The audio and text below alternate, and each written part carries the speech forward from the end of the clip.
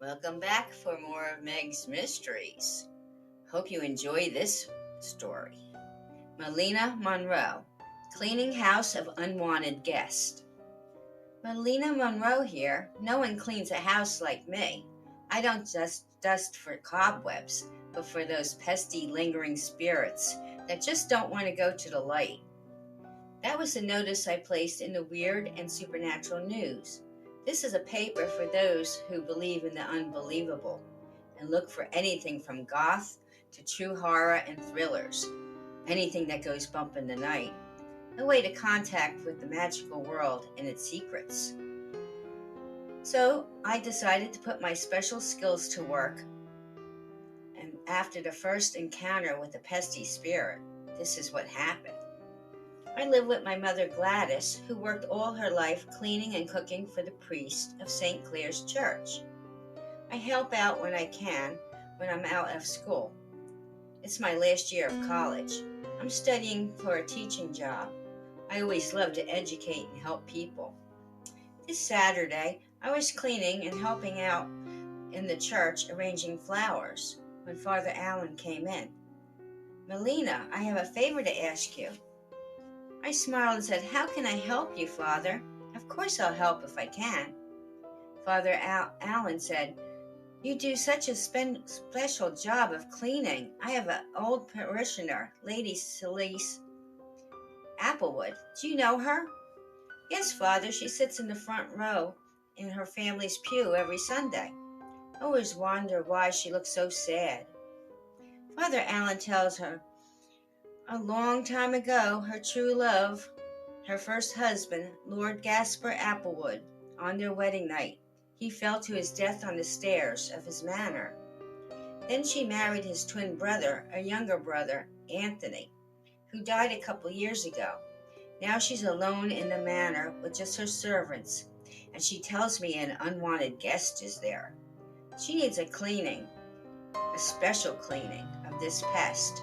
I know you know what I mean. MELLINA knew just what he meant, but a priest who believes in a spirit world is uncommon.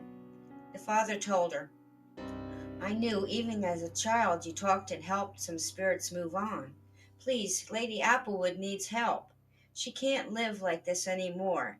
It started when her husband died, and she doesn't know who is doing it and why to herself and her servants. It's driving them all crazy. So now I come to work as a cleaner for the Applewood Manor. I'll be living there as a maid until I can cleanse the house and the whole manor. So I'll get to the bottom of the haunting and try to solve it, so I can hopefully move it on. I know it's a poltergeist causing all this mischief." I pull up to the long driveway. Suddenly I feel I'm not alone in the car. So I ask, "How can I help you? I know you're here."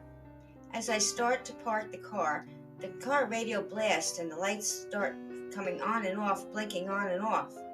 I say, "You got to do a better job than that to scare me off." Then a young man appears next to me. "Oh, don't tell me you can see me. Well, I'm Lord Gaspar Applewood, and I'm not leaving." "Okay," I said, "we can work on that." Then he disappears as fast as he appeared. The radio stops and the car lights shut off. Oh, this is going to be fun, I think to myself. As I ring the doorbell of the manor, the door opens by Thomas, the manservant. He was here for years, even when Lady Applewood was first married to her first husband. "Welcome. We've been waiting for you. My lady is in the parlor. I guess you know why I'm here," I say. He tells her, "Yes, we have a maid already, but we need your special cleaning skills. I'll help you in any way I can." Then he smiles. "We just want to get rid of this mischievous spirit." I was shown into the parlor, and Lady Applewood greeted me like I was an old friend. She couldn't stop thanking me for coming and helping. "Oh, Father Allen told me all about you, MELLINA. You have a special gift. I remember you from when you were a child. You were always good at and had a good aura about you. I know you have a special connection to the afterlife. I just want peace in my old age and to live out my last days without all this trouble." Then the lights start blinking on, the chandelier starts to shake, the fire blazes up. The maid, Ellen, comes running in. "My lady, he's at it again. The dumbwaiter is going up and down, and things are crashing off the shelves in the kitchen." I say out loud, "Now stop it. You have my attention, and I'm not going anywhere. Come out and be a gentleman. I know you are. Stop hurting me, Lady Applewood." Then, to their surprise, he materializes for all to see. The ghost of the first husband, Lord Gaspar Applewood, stood in front of her. Lady Applewood said, "Why, after all these years, are you still here and haunting us?" Lord Gaspar's spirit yells, "Because you betrayed me. How could you marry my brother when I was not cold in my grave? You married him, my killer." He shocked us all with this announcement. Lady Applewood cried, "No, I was forced into this marriage by your father and my father. I never loved anyone but you. When you died on our wedding night, I was trapped in this unhappy marriage. Your father needed an heir to take on the family name and wanted a grandson before he died.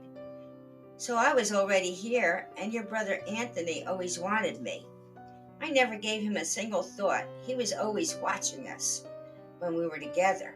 But I thought that he couldn't do this to you. He killed you? He told you he told us all that you tripped and he found you at the bottom of the stairs. I was upstairs waiting for you. So I was caught in an unhappy marriage because they wanted a family name to live on, but I never had any children. So it dies with me. I'm the last of the Applewoods." "So you didn't kill me?" Gaspar's spirit cried. "All these years I thought you were in on it and used me to gain into a wealthy family. My own brother pushed me down to my death. So I was here torturing you all this time and you did nothing wrong? I'm so sorry, my love." And he kissed her hand. I told him, "Let's all pray and you can move on. We all know the truth now." Lady Applewood stood up and said, "No, stay until I can join you. It'll not be long. My time is coming to an end soon." So the strange haunting stopped, and they spent the last of her days together. Then a month later, Lady Applewood dies in her sleep and went on to be with her true love. Lord Gaspar and Lady Celeste finally found peace together, as it always was meant to be. I also got revenge for them. Before she died, I found out Gaspar wasn't the only spirit lingering here. His brother Anthony's spirit was trapped in a kind of limbo here. He could do no harm, but also couldn't move on. So I helped him with that, but I sent him to his maker, as it was. He went to a hotter place than he would have liked. Turns out his maker was the devil himself, and now he claimed his soul. The manor is now spick and span clean, and all of the unwanted spirits. The servants all stayed on, and Lady Celeste made out a new will, leaving it all to us, to open up as a school for the gifted and special people. I got the job as a headmistress, and we will open up the School of Supernatural Beings. We'll teach them all how to deal with their special powers and all of the unknown. But if you need a house cleaning out, I'm always on call. I still have my special cleaning service called Spirits Away. I'm just a phone call away if you need me. Until next time on Meg's Mysteries, I hope you enjoyed. Have a good evening.